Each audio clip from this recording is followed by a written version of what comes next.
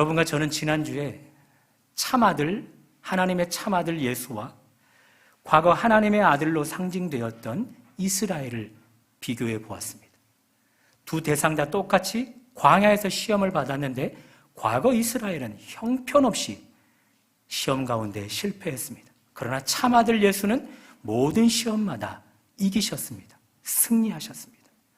그러므로 그 예수님은, 참아들 예수님은 현재를 살아가고 있는 오늘날 하나님의 아들이라 딸이라 칭함받는 여러분과 저를 실패의 길로 인도하지 않는 것이죠.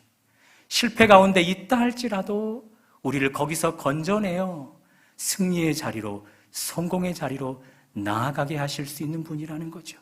오늘 말씀을 듣는 가운데 그 승리의 길을 주와 함께 걸어갈 수 있기를 주님의 이름으로 축복합니다. 자, 그 승리의 주께서 첫 사역을 시작하셨습니다. 그것은 제자들을 부르심입니다. 본문의 제자들은 궁극적으로 여러분과 저입니다. 제자들을 부르는 것처럼 오늘을 살아가는 제자들을, 오늘의 여러분과 저를 당신의 제자로 부르시는 것이죠. 18절입니다. 한 번만 말씀드립니다. 스크린으로 말씀을 쫓아와 주시면 고맙겠습니다. 갈릴리 해변에 다니시다가 두 형제, 곧 베드로라 하는 시몬과 그의 형제 안드레가 바다에 그물 던지는 것을 보시니 그들은 어부라. 주님이 해변길을 거느시다가 베드로와 안드레를 보셨어요. 그리고 그들에게 다음 말씀을 하십니다. 19절, 말씀하시되 나를 따라오라. 내가 너희를 사람을 낚는 어부가 되게 하리라. 나를 따라오래요. 나를 따라오래요. 그렇게 콜링하고 있어요. 예수님 당시 예수님보다는 못하지만 스승, 랍비들이 있었어요. 그들도 자기를 추종하고 따르려는 제자들을 모집했었죠. 다만 예수와는 방식이 달랐어요. 예수님은 직접 사람을 찾아옵니다. 그리고 그를 선택합니다. 그리고 나를 따르라 하십니다. 그런데 당시 랍비들은 그의 제자가 되기 위해 작정한 자가 그에게 가서 저를 당신의 제자로 받아주세요. 그런 방식으로 제자를 모집했습니다.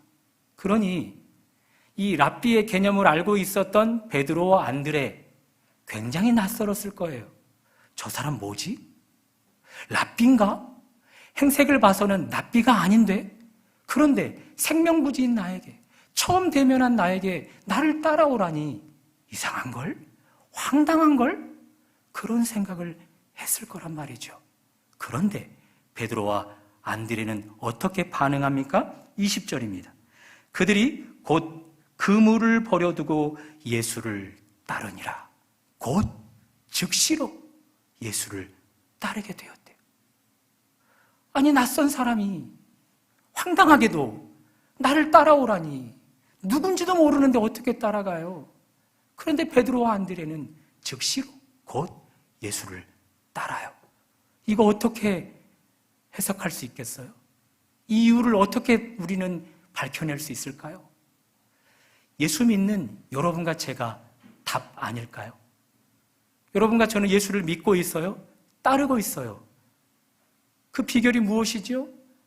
과거 2000년 전 베드로와 안드레를 부르셨던 그 주님이 여러분과 저를 불러주셨기 때문이죠. 그것이 답이에요. 이 말씀을 준비하면서 참 신기하다, 그런 생각이 들었어요. 베드로와 안드레와 나를 비교해 보면서 참나 신기하다. 그도 그럴 것이, 베드로와 안드레는요, 예수님을 직접 경험했어요. 예수님의 헤어스타일이 곱슬인지 직모인지, 예수님의 키는 큰지 작은지 직접 보고 경험했어요. 그분의 말투는 표준어를 쓰는지 사투리를 쓰는지, 그분의 체형은 말랐는지 통통한지, 그분의 목소리는 미성인지 아니면 허스키한지, 예수님만이 가지고 있는 특유의 것들을 직접 눈으로 보고, 직접 귀로 듣고, 직접 손으로 만진 바 되었단 말이죠. 반면 여러분과 저는요, 이 땅에 오신 예수님과 우리는 2000년의 갭이 있어요. 그 주님을 단 한 번도 직접 본 일이 없죠. 직접 그분의 육성 음성을 들은 일도 없어요. 그렇다고 그분을 만진 적도 없어요. 그럼에도 불구하고 예수를 따르고 있어요. 이유가 뭐예요? 이유가 뭐예요? 예수께서 여러분과 저를 불러주셨기 때문이에요. 콜링하셨기 때문이에요. 신기하잖아요. 보지도 못하고 만지지도 못하고 들어보지도 못한 예수의 음성에 우리가 반응하고 있다는 것 신기하잖아요.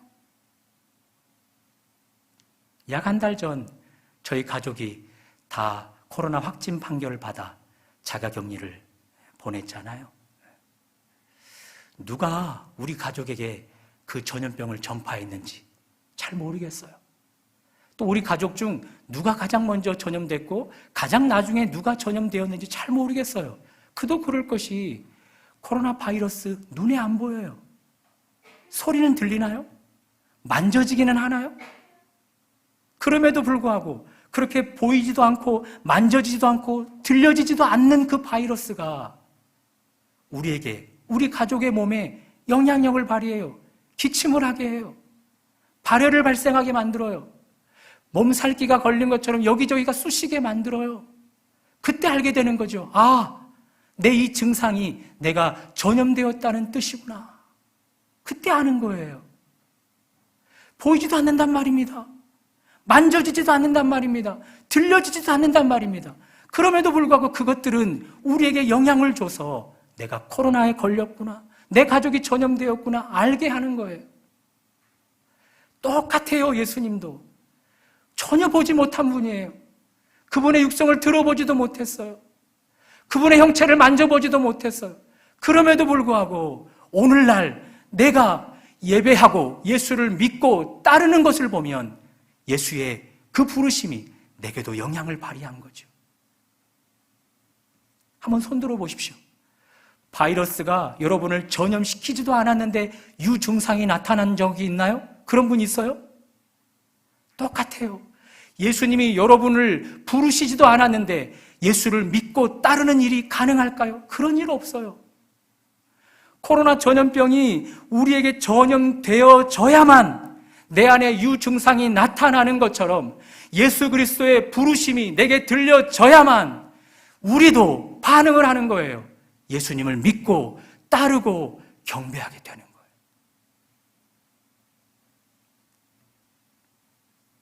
그렇다면 이제 우리는 동일한 방법을 동일한 질문으로 한 번 더 해봐야 합니다. 눈에 보이지도 않고 들려지도 않는 그분의 소리, 또 만져지도 않는 그분, 왜 우리는 그분의 부르심에 반응하고 있는 걸까요? 그 이유가 도대체 무엇일까요? 그 답은 한번 따라해 보실래요? 예수의 권위 때문이라. 권위란 위임된 능력이에요. 내게 있는 것이 아니라 외부로부터 내게 주어져서 받아 누리는 능력. 하나님께서 당신의 아들 예수께 하늘에 있는 땅에 있는 모든 능력을 그분에게 허락해 주셨던 거죠. 그래서 예수 그리스도는 권위 있는 분이셔요. 그래서 그럴까요? 그분이 입술로 무언가를 말하기 시작하면 사람들에게 이런 반응이 나타납니다. 마가복음 1장 22절, 뭇사람이 그의 교훈에 놀라니 이는 그가 가르치는 것이 권위 있는 자와 같고 서기관들과 같지 아니함이라. 그저 그의 외침을, 그저 그의 말을 들었는데 듣는 사람들은 평상시 같지 않은 거예요. 권위 있게 느껴지는 거예요. 보통 사람들의 가르침 같지가 않은 거죠. 여기 부족한 종이 말씀을 전할 때 어떨 때는 사람의 말로 들릴 때가 있겠지만 어떨 때는 저의 말이 하나님 말씀으로 들려질 때가 있을 거예요. 그게 권위예요. 그 정도가 아니에요? 마가복음 1장 27절, 다 놀라 서로 물어 이르되 이는 어찌미냐? 권위 있는 새 교훈이로다. 더러운 귀신들에게 명한즉 순종하는도다. 그저 듣고 놀라는 수준 정도가 아니에요. 더러운 귀신에 붙들린 자가 예수의 선포, 예수의 말씀 가운데 달아나 버려요. 귀신 들린 자를 풀어주고 그 귀신이 달아나 버린단 말이에요. 그러니 여러분과 제가 예수의 부름을 받은 것은 평범한 부름이 아니라고요. 권위 있는 부르심이라고요. 권위 있는 부르심. 하늘에 있는 땅에 있는 모든 능력을 가지고 여러분과 저를 부르셨기에 한 번도 보지 못했던 예수가, 2000년이라는 갭을 가지고 있는 그 예수가 오늘날 내게도 얼마든지 우리를 불러서 당신께 믿고 따를 수 있도록 반응하게 만들어주는 거예요. 우리 예수님은 하나님 아버지와 함께 천지를 창조하셨어요. 온 우주에 있는 그 수많은 것들을, 그리고 땅에 지구 가운데 있는 모든 피조 세계를 당신께서 창조하셨어요. 창조 기사 핵심이 뭐예요? 그 모든 것들을 당신이 친히 손으로 빚으셨다? 그것 아니죠. 오직 말씀으로 창조하셨다. 그것이 핵심이에요. 빛이 있으라 권위 있는 말씀으로 선포하면 없었던 빛이 나타나는 거예요. 그 권위 앞에 없었던 빛이라도 나타나서 순종하게 되는 거예요. 낮과 어두움이 나뉘어라 하면, 땅과 바다가 나뉘어라 하면 없었던 것이 순종하여 나타나게 되는 거예요. 권위 있는 말씀이기에 그것 앞에 순종하는 게 되는 거죠. 그 창조주의 부르심이 여러분과 저에게 임한 거예요. 그 권위 있는 부르심이 여러분과 저에게 와닿은 거예요. 귀에 들렸고요, 몸으로 그 소리를 들었고요, 우리의 지각으로 들었고요, 온 전인으로 그 말씀을 들었기에 여러분과 제가 신기하게도 예수를 믿고 따르고 경배하고 있는 것입니다.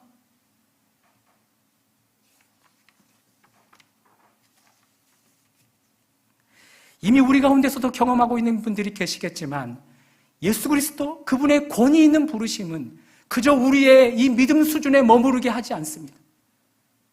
하늘에 있는 모든 능력을 가졌고 땅에 있는 모든 능력을 가진 권위 있는 말씀이기에 여러분과 저를 지금보다 훨씬 더 끌어올려 하나님의 멋진 사람으로 변화시킬 수 있다고요.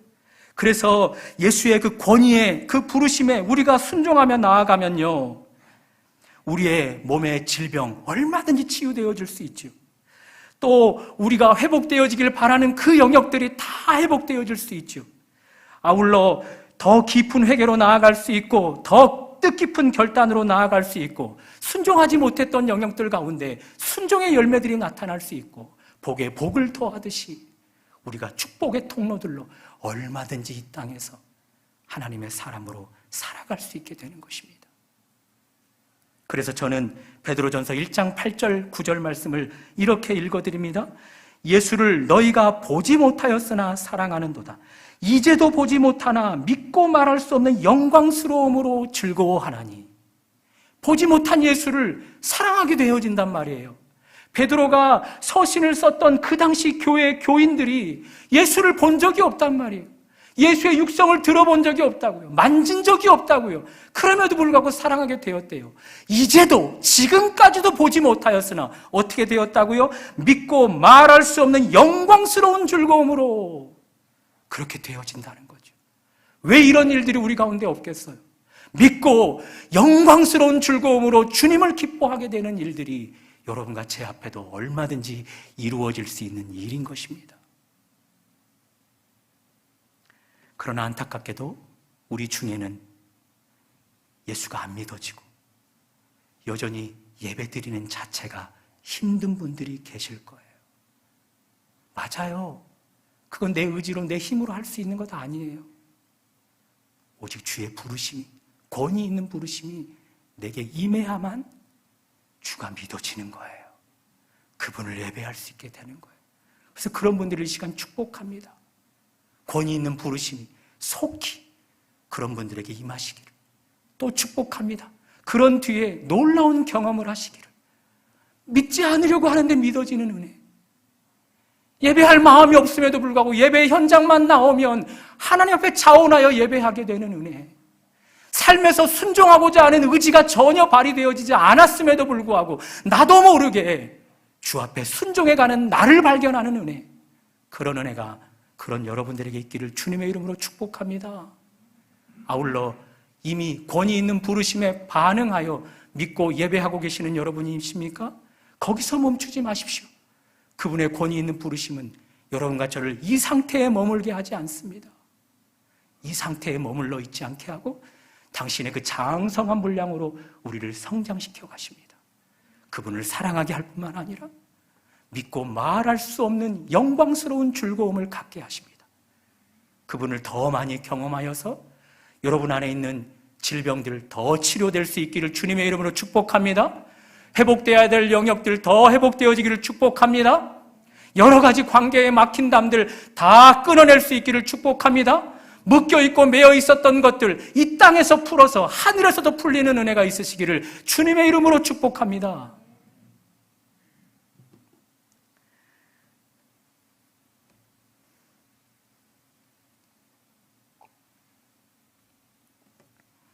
이렇게 예수님이 베드로와 안드레를 부르셨어요.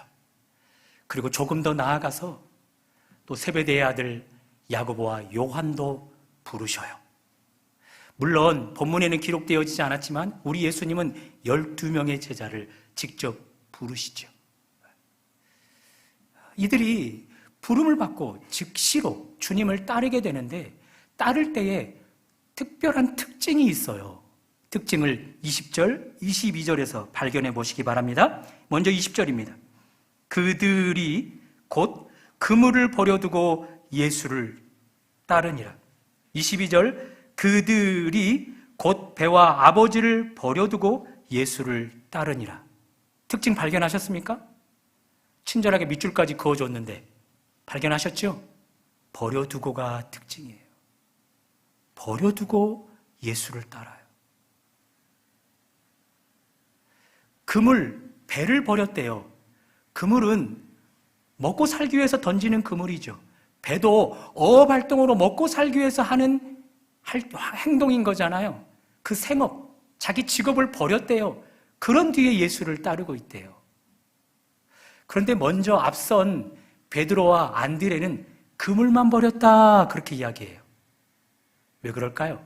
뒤따르는 야고보와 요한은 배도 버렸다 그렇게 나와요. 가난해서 배를 살 돈이 없었던 거죠. 그래서 그물로만 어업활동을 하고 먹고 살았던 거예요. 그가 그물을 버리고 예수를 따랐던 거예요. 부유해서 배도 가질 수 있었던 거예요. 그 부유해서 가졌던 그 배도 버려두고 예수를 따르게 되었대요. 뭘 말하죠? 가난한 자, 부유한 자 상관이 없다는 거예요. 예수의 권위 있는 부르심 앞에는요, 그 모든 것들을 버려두고 따를 수 있다는 거죠. 질병이 있는 자, 건강한 자 상관없다는 거예요. 권위 있는 부르심이 내게 허락되어지면요, 얼마든지 따를 수 있다는 거예요. 많이 배웠고 적게 배웠고 상관없다는 거예요. 예수 그리스도의 권위 있는 부르심이 내게 허락되어지면요, 얼마든지 버리고 따를 수 있다는 거예요. 그런데 믿음이 없는 분들은 이런 설교를 하면 두려워하기 시작하죠. 내 꿈도 버려야 돼? 내가 통장에 쌓아놓은 잔고도 다 버려야 돼? 내 앞으로 이런 비전도 다 버려야 돼? 그러면서 예수를 따르기를 주저할 수 있단 말이죠. 먼저 말씀드립니다. 버려두다 할 때 이것을 문자적으로 받아들일 것이 아니라 우리가 주님을 따를 때 걸림돌이 되어지는 것이 하나도 없는 상태에 그렇게 받아들이면 됩니다. 주님을 따를 때에 그 권위 있는 부르심 앞에 내가 순종해 나아갈 때에 그 어떤 것도 내게 장애물로 나를 막아서지 못하는 상태, 그것이 바로 버려두다의 의미인 것입니다. 사랑해서 결혼했잖아요. 사랑하면 내게 소중한 것 얼마든지 내어줄 수 있잖아요. 아무리 바빠도 그 바쁜 시간 쪼개서 사랑하는 사람과 그 바쁜 시간을 나눌 수 있잖아요. 자식들을 사랑하면요, 내 생명도 아낌없이 내어줄 수 있잖아요.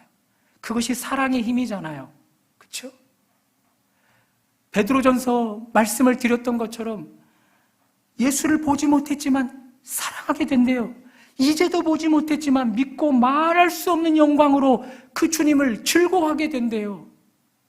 예수님을 사랑하게 되면요, 내게 있는 것들 그거 아깝지 않은 거예요. 과거에 내게 소중했던 것들요, 그것이 하찮게 보여지는 거예요. 그래서 우리가 사도행전 시간에 살펴보았던 사도 바울은요, 그가 가진 모든 것, 과거에는 그거 없이는 하루도 살아갈 수 없다라고 붙들고 있었던 거, 그거 다 배설물로 여겨버렸다라는 거예요. 오직 예수 그리스도, 그분을 따르는 일에 방해되는 것들을. 주님을 사랑하게 되면 우리도 그렇게 그 어떤 것도 우리를 막아서지 못하게 되는 거예요. 그래서 제가 신학대학원에 들어갔는데요, 거기에는 이미 의사가 되어서 명성, 권세를 가지신 분이 있었는데 그거 다 내려던지고 주님 앞에 순종하겠다고 오신 분이 계셔요. 평생을 군인으로 사시다가 재편하셨어요. 연금 따박따박 나오니 이제 노년을 편안하게 살면 돼요. 그런데 부부가 같이 신학교에 들어와서 불모지, 복음이 한 번도 전해지지 않은 그런 나라에 가서 선교사로 살아가겠다, 그러면서 훈련해요. 대기업의 연구원으로 활동하는 분이 이미 노후보장까지 다 탄탄대로로 펼쳐져 있을 텐데 그거 다 버려두고 예수를 따르기 시작해요. 권위 있는 부르심 앞에 그분이 사랑스럽게 느껴지는 거죠. 믿고 말할 수 없는 영광스러운 즐거움으로 그분이 느껴지는 거죠. 그러니 과거에 붙들었던 것, 과거에 내게 소중했던 것들이 하나도 나를 주님 앞에 나아갈 때 막아서지 못하게 만드는 거예요. 예수님이 여러분과 저에게 뭐라 말씀하셔요? 무엇을 먹을까? 무엇을 마실까? 무엇을 입을까? 걱정하지 말아라. 그것 하나님 안 믿는 사람들이라 하는 것이다. 나의 권위 있는 부르심을 듣지 못하는 사람들이라 하는 것이다. 나의 권위 있는 부르심을 입은 자들에게는 더 이상 먹는 것 걱정 안 해도 된다. 입는 것 걱정 안 해도 된다. 인간의 가장 필요 욕구, 거주하는 문제 걱정 안 해도 된다. 왜냐하면 내가 먹일 것이기 때문이다. 내가 입힐 것이기 때문이다. 내가 거주하게 할 것이기 때문이다. 우리 주님이 그렇게 말씀하신단 말이에요.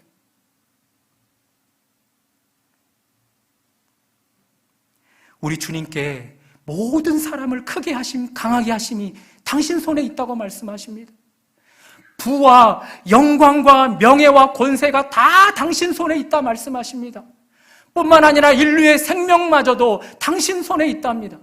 도적이 오는 것은 도적질하고 죽이고 멸망시키는 것뿐이요, 인자가 온 것은 너희로, 특별한 부르심, 권위 있는 부르심을 받은 너희로 생명을 얻게 하되 더 풍성히 얻게 하려 함이라. 그 생명이 당신 손에 있대요.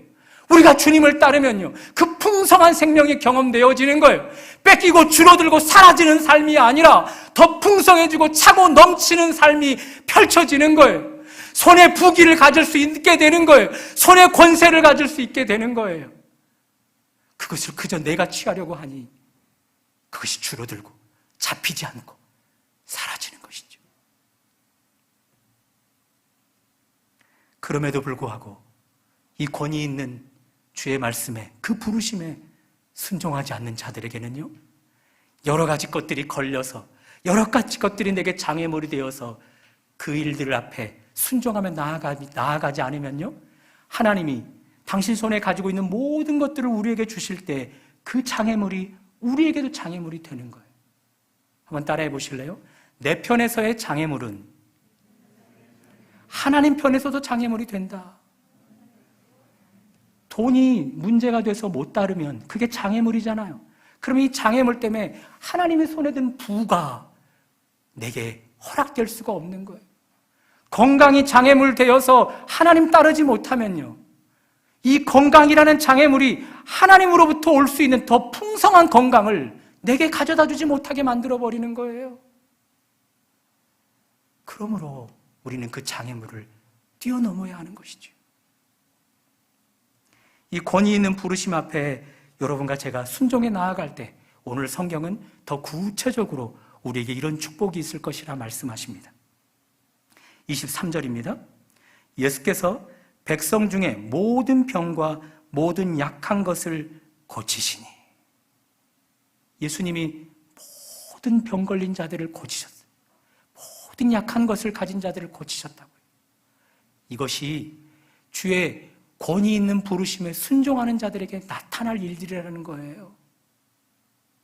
여러분과 제 안에 오래된 질병, 있지 않나요?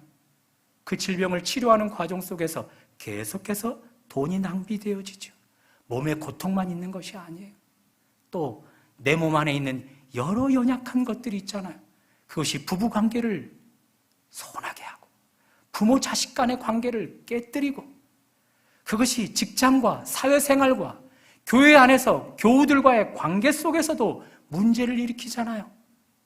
주의 권위 있는 부르심에 순종하며 나아가면요, 우리의 그 모든 병 주께서 치료하신답니다.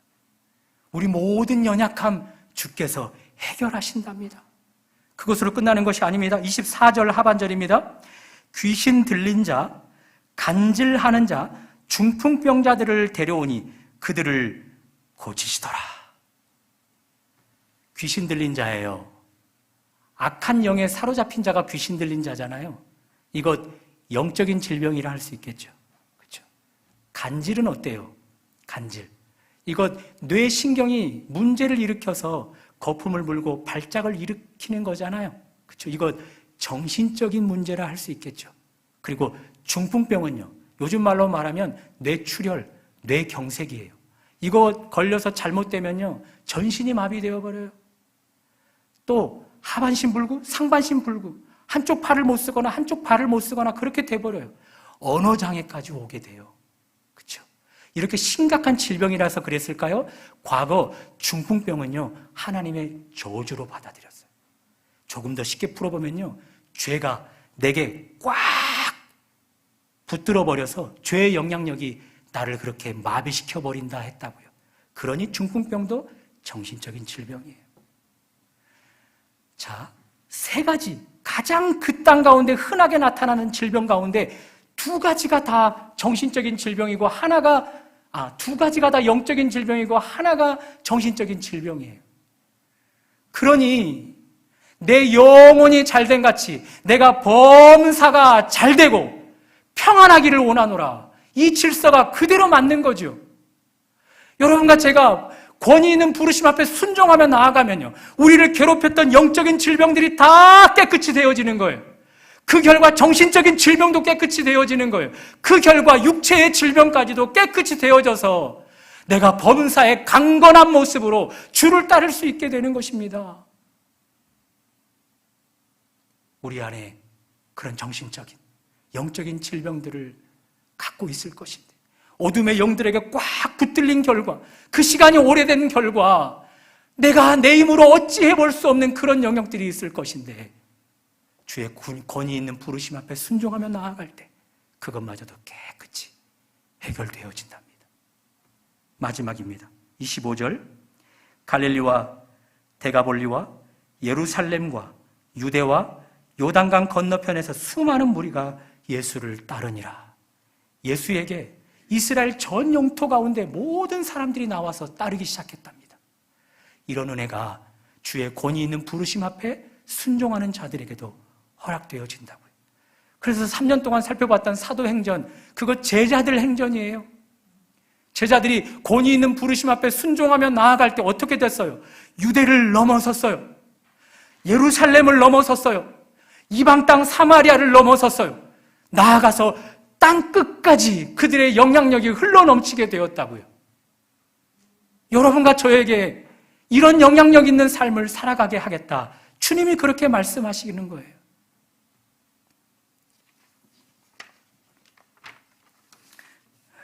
(6주간) 금요일 저녁마다 치유 회복 세미나를 제가 듣게 되었어요.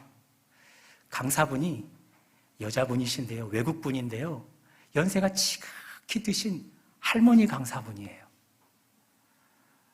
이분이 이 강의 가운데 자신의 삶을 조금 오픈하셨어요. 가문 대대로 첫째 아이만 낳으면 원인도 모르게 죽는데요. 부모 세대도 그랬고 조부모 세대도 그랬대요. 원인을 모르게 아이만 낳으면, 첫째만 낳으면 그 아이는 죽는 거예요. 가문에 심각한 저주, 사탄이 꽉 붙들고 있는 그런 안타까운 일들이 있는 것 같죠? 이 강사분이 이제 나이를 먹고 결혼을 했네요. 첫째 아이를 낳았는데 역시나 그 아이가 또 죽었어요. 문제는 거기서 끝나지 않아요. 결혼한 남편이 아이의 죽음으로 충격을 받았을까요? 술 중독에 빠져들더랍니다. 알고 봤더니 이미 결혼 전부터 술 중독에 매여 있었던 사람인 거예요. 그런 사람과 살 수 있겠어요? 이혼하고 다시 결혼을 했는데 이번에는 소아성애자인 거예요. 한 교회를 섬기는데 그곳에서 현장범으로 붙들려 가버렸어요. 전 남편을 통해 지금 새 아들을 기르는 과정인데, 새 자녀를 기르는 과정인데, 여인의 힘으로 무엇을 해서 먹어 살아갈 수 있을까요? 여러분, 교회에서 현장범으로 남편이 붙들려 가자 교회가 그 강사분을 가만뒀을까요? 출교시켜버렸어요. 당신 같은 사람은 본의 안 되니 나가달라고. 세상은 그래요. 형편없는 삶을 손가락질하고요. 우리와 비교해봐서 내게 도움이 안 될 것 같으면요, 가차없이 끊어내버려요. 그랬던 그분이 이 새 아들 내가 있으면 더 저주가 임할 거야. 그러니 내가 차라리 죽어야 이들에게 복이 임할 거야 해서 자살 시도를 하려 하는 그때 주의 권위 있는 부르심이 경험되어진 것입니다. 한 번도 보지 못했던, 한 번도 들어보지 못했던, 한 번도 만져보지 못했던 예수가 성경을 통해서 그를 부른 것입니다. 그 뒤 그도 반응을 했겠죠. 처음부터 모든 것을 다 버리고 쫓을 수 없었습니다.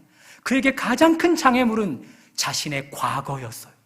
이런 저주받은 여인이 주님을 따른다고 할 때 누가 저를, 그리고 주님을 저로 인해서 주님의 영광이 가릴 수밖에 없지 않겠습니까? 주님, 다른 평범한 사람들을 부르셔야 당신이 영광을 받고 당신의 나라가 확장되어지는 것입니다. 이런 과거 있는 제가 어찌 주님 앞에 순종할 수 있겠습니까? 그런 질문 앞에 주님 말씀하십니다. 나만 믿고 의지하라고. 나만 믿고 의지하라고. 그 주님을 따르기 시작했습니다. 어떻게 되었을까요? 전 세계를 누비며 딱 한 분 예수, 그분이 자기를 치료한 것, 그분이 자신을 회복한 것, 그거 증거하면서 전 세계를 누비며 글로벌 영향력을 행사하고 있다고요. 과거에 자기 아픔을 가진 동일한 사람들을 만나면 그들이 그 아픔 가운데서 치료가 되어지는 거예요. 과거 자기가 그토록 회복되기를 원했던 그 영역을 누군가가 간직하고 있으면 그분을 통해서 하나님이 해결해 가시는 거예요. 세상의 기준으로 보면 여러분과 저를 기준에 못 미친다라고, 안 된다라고 할 거예요. 나이가 너무 많다고, 또 나이가 너무 어리다고, 배운 것이 너무 없다고, 또 외모가 형편없다고, 지금까지 쌓아온 스펙이 없다고, 가진 돈도 없다고, 그래서 안 된다고. 그런데 우리 주님은 권위 있는 부르심 앞에 순종하며 나아가는 자들에게 너는 얼마든지 괜찮아. 너는 얼마든지 할 수 있어. 내가 창조주인데 내가 너를 재창조하여서 너의 그렇게 옥매였던 삶을 풀어줄 거야. 너의 병들었던 삶을 회복시켜 줄 거야. 너의 풀리지 않았던 것들을 내가 풀어줄 거야. 그러면서 그런 사람들을 초대하시는 거예요. 그런 주의 부르심 앞에 여러분과 제가 순종해서 우리의 영향력이 땅끝까지 퍼져갔으면 좋겠습니다. 제가 대학교 때 주간부 종교 학생회장이 있었고 야간부 종교 학생회장이 있었어요. 제가 후자였죠. 회장단끼리 모여서 이런 이야기를 나누었어요. 자기의 어떤 비전들, 또 어떻게 학교를 오게 되었고 그런 이야기를 나누다가 이 주간부 학생회장이 이렇게 이야기하는 거예요. 여러분, 저 잘 기억해 두세요. 앞으로 제 얼굴 보기 힘들 거예요. 무슨 말인 것 같아요? 그렇게 자기가 유명해질 거라는 거죠. 그래서 그때 우리 친구들이, 거기 있는 같은 사람들이 이렇게 박수치면서 막 환호해 줬단 말이에요. 그때 졸업한 지가 벌써 20년 가까이가 되어져요. 그 사람이 유명해졌다면 소식이 좀 들려와야 되잖아요. 유명해졌다면 신문 매체, 방송 매체를 통해서 좀 드러나야 되잖아요. 근데 그러지 않는 걸 보면 그 사람이 그의 말대로 되지 않았다 볼 수 있는 거죠. 그렇죠? 그래서 저는 그분을 축복해요. 그 동기를 축복해요. 그가 말했던 대로 하나님이 그를 크게 사용해 주시기를 원해요. 제가 말씀드리고 싶은 건 내 의지로, 내 힘으로 안 되는 거예요. 오직 권위 있는 부르심 앞에 우리가 순종해 나아갈 때 주님이 우리 안에서 당신의 일을 하시는 거예요. 그때 우리 안에 유명해지는 일들도, 커져가는 일들도, 변화되어져 가는 일들도, 치유되어져 가는 일들도, 그리고 글로벌 세상 가운데 그 영향력이 더 멀리 뻗쳐나아갈 수 있는 은혜도 경험되어지는 것입니다. 특별한 부르심, 권위 있는 부르심이 여러분에게 전달되었습니까? 그 부르심 앞에 모든 장애물이 그 어떤 것도 막아서지 못하도록 그렇게 하여서 특별한 부르심으로 더 풍성해지는 삶 누리시기를 주님의 이름으로 축복합니다.